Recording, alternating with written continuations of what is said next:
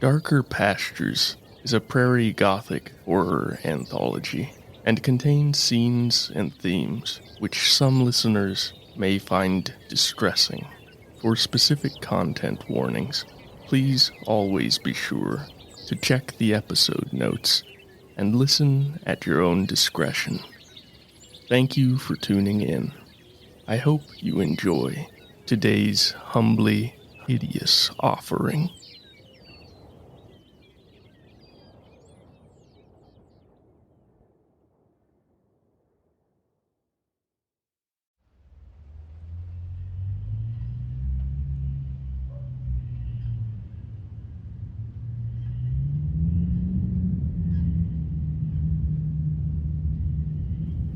Episode 39, Carrion Wind.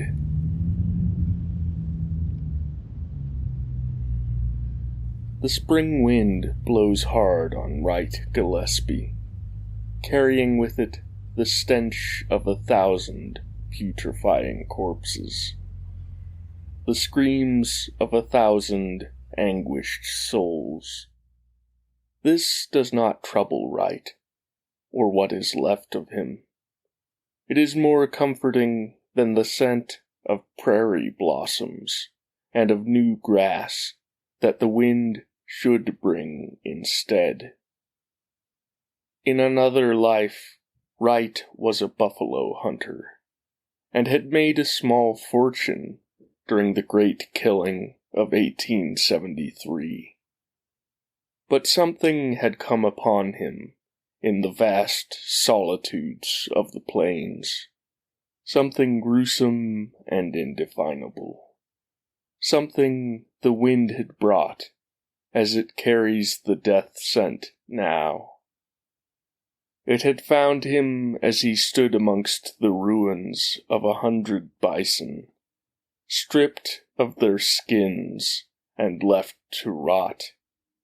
Nearly 500,000 pounds of meat, spoiling beneath the harsh sun. It had permeated his being, and now he drifts, seemingly without purpose, his clothes dusty and rumpled and ragged, his hat a shapeless grey lump on his head, his mare thin and ailing. Both horse and rider show brown and rotting teeth, gritted against the furious gusts. The only items in his possession that show any sign of care are the Sharp's rifle scabbarded upon his worn saddle, and the long knife and Remington Beale's revolver tucked into his belt. The long buffalo robe that he wears in spite of the warm, snow-melting wind is tattered, with ugly bald patches where the fur has been either worn or ripped away, and it flaps at his sides like a pair of monstrous wings.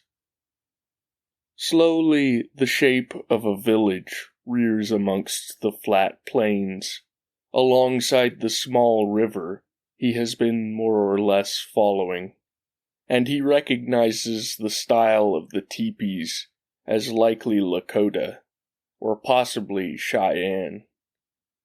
Yet there is something odd about the village. Only a few horses wander aimlessly nearby, and there is neither sight nor sound of the inhabitants.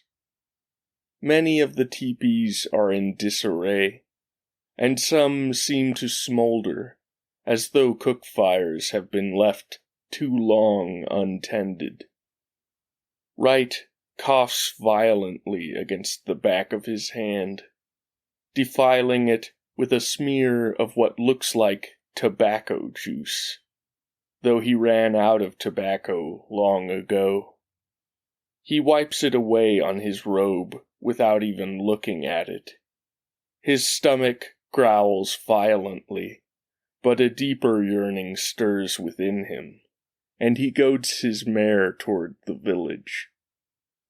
Drawing nearer, he he can see where the earth has been trampled by many hooves, or scored by mountain guns, or tousled by the footwork of hand-to-hand struggle. Bullet holes and saber slashes pock the standing tents, and here and there the young grass is dewed with the reddish brown of drying blood. Wright dismounts and wanders through the village, inhaling deeply. It is like drinking in the savory aroma of a bubbling stew after a long fast, intoxicating but far from satisfying. He tries to imagine the roar of the guns and the screams of the women and children, the shouts of men whose bloodstreams thrum with terror and anger, but his mind is hatefully silent. Since he forsook bison, Wright has pursued a more elusive sort of game. He has killed many times, white men and black, natives and Mexicans, men and women, and even a few young ones. He has killed, and it has sometimes made for a proper meal.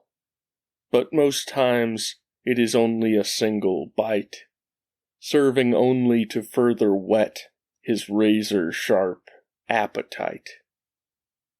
When he finds a toppled rack of drying meat, he kneels and starts with the least dirtied of the strips, cramming them into his mouth and chewing greedily. So engrossed is he with filling his shriveled stomach that he does not hear the young woman's steps behind him, does not hear the intake of breath as she pulls the bone-handled iron knife from the beaded sheath that hangs between her breasts.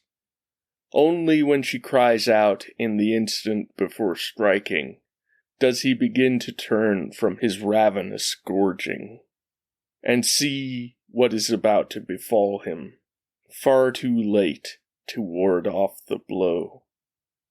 The point of the blade bites into his neck, coaxing forth watery brown blood that reeks of dank decay.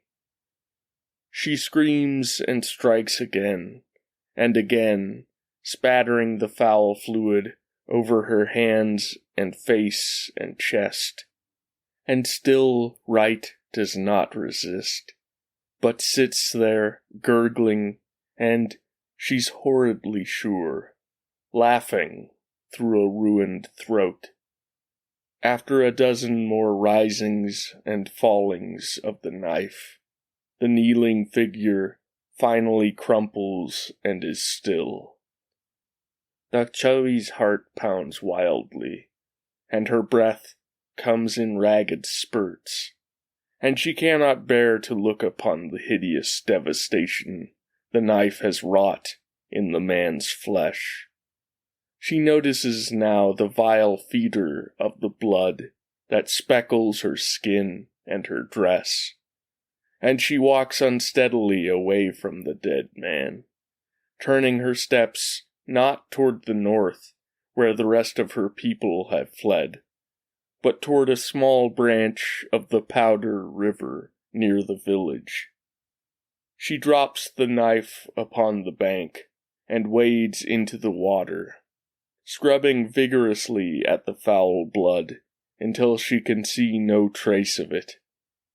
Still she feels unclean, and she simply stands there, shivering in the cold stream, until her thoughts finally calm, and she remembers that the white soldiers from which she hid will likely return. Dakchawi turns and emerges from the river, walking back toward the village to try to find dry, warm clothes before she follows the rest of her people. She does not pause to collect the knife, though it is a valued possession she cannot bring herself to touch it again.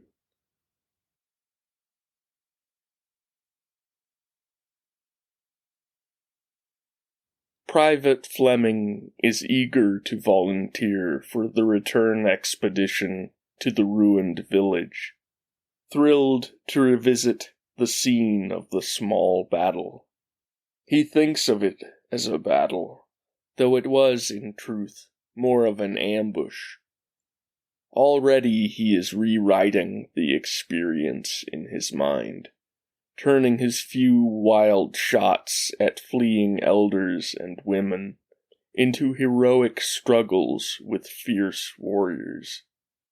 He only hopes that upon their return he can find a few bodies to scalp, so that he can bring proof of his heroics to the naysayers back home.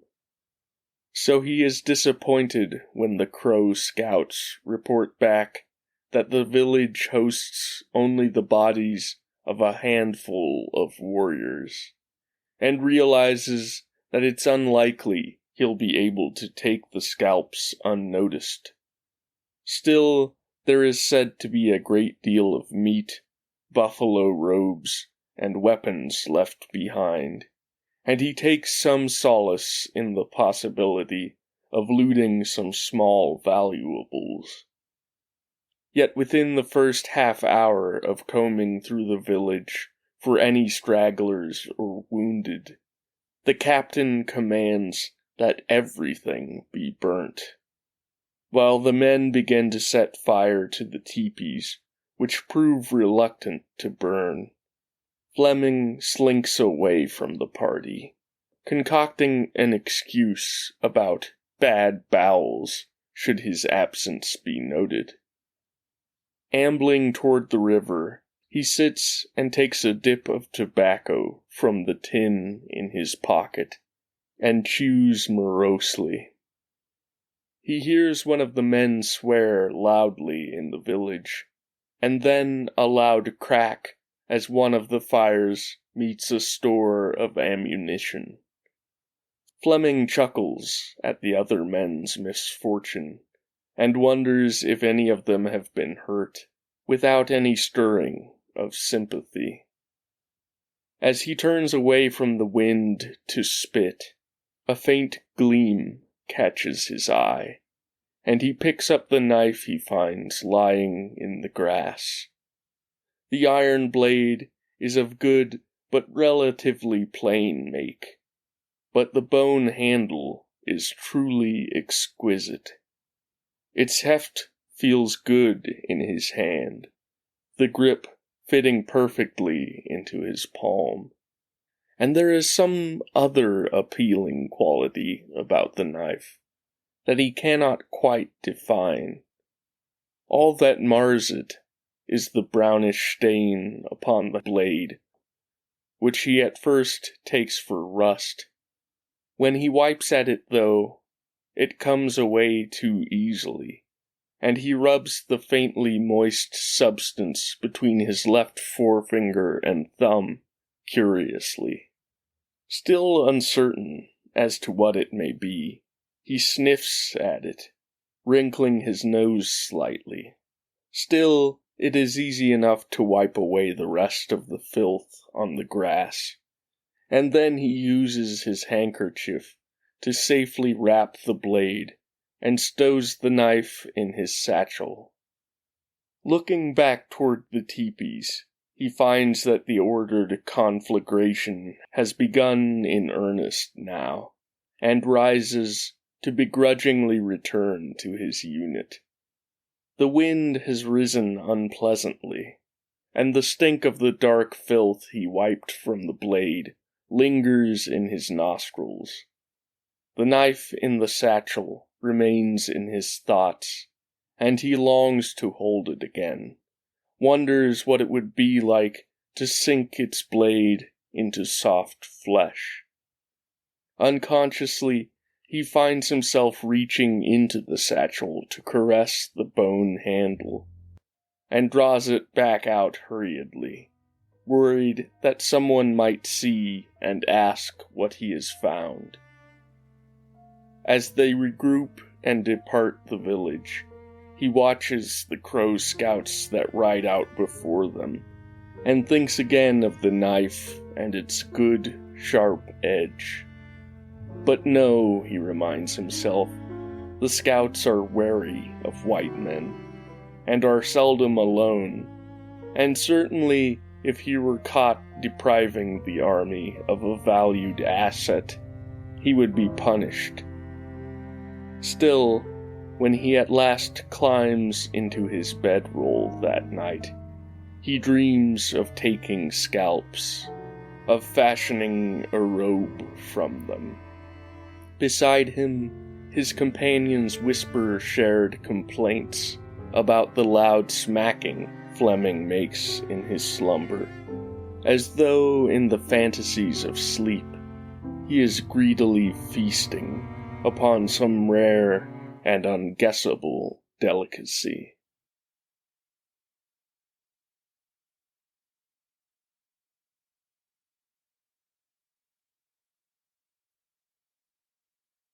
The Sheehan boy stares in rapt attention at the man upon the scaffold, about whom he has asked his parents repeatedly, before his father finally cuffed him and told him to keep quiet. He has heard about what the lawmen supposedly found in the condemned man's cramped and squalid house, and would again press his father for confirmation, were he not certain it would lead to harsher reprimand. So he settles for gazing at the doomed man, marveling at how small and unassuming, and even weaselly, the ex-soldier appears. The boys at school told him that the man had started making the thing during his years in the army, but even once he had left, could not seem to stop, growing more reckless and indiscriminate with each crime. They said that the last contributions to his grisly tailorage had come from his own elderly parents, and from his wife and 2 small children. When the sheriff asks the condemned if he has any final words, Fleming looks at the Sheehan boy, whose milky freckled skin and fair hair excites him with the most lurid fantasies. Yet there is also something else in the boy, something in the occasional sidelong glances he directs at his parents and his sisters, that draws Fleming's eye, and, moved by an insight he only partially understands, he cries out his final utterance, while gazing directly at the boy. Most of the onlookers are puzzled by the words, but he sees the glint of understanding in the face of the Sheehan boy, and offers a wide and rotten brown grin to the crowd, before the hangman slips the cloth sack over his head. After the noose has been placed and the trapdoor dropped, the man dangles and struggles for several long minutes, as something dark and putrid stains the cloth sack and oozes down his rumpled shirt. The boy watches this with morbid fascination and smiles. He knows now where to find the promised treasure, and he will not risk that anyone else might work out the riddle of Fleming's final words and retrieve it before he does. As soon as the dead man swings limply in his noose, the boy turns and runs, ignoring his parents' and siblings' startled shouts, even though he knows he will suffer for it later. He races through town, toward the place beside the white, clapboard church, where they found the ruined bodies of Fleming's children, and he begins to dig. He gasps in pain as he cuts his fingers on the buried knife, as Old Brown mingles with his bright red blood. As he draws out the knife, smearing crimson over the yellow-white of the bone handle, he begins to laugh with wild delight, while a cold and carrion wind curls down from the north to ruffle his blonde hair.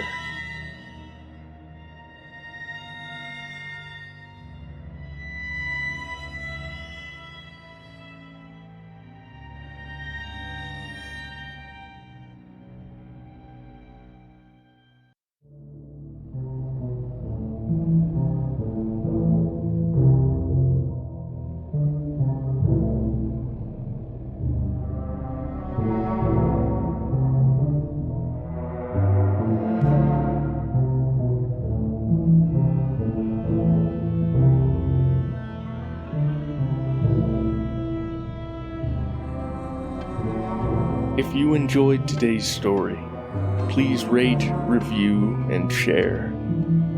If you're feeling particularly generous, you can support the show on our Patreon page, or directly at darkerpastures.buzzsprout.com, and unlock special subscriber-only content.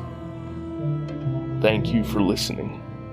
We'll meet again in darker pastures.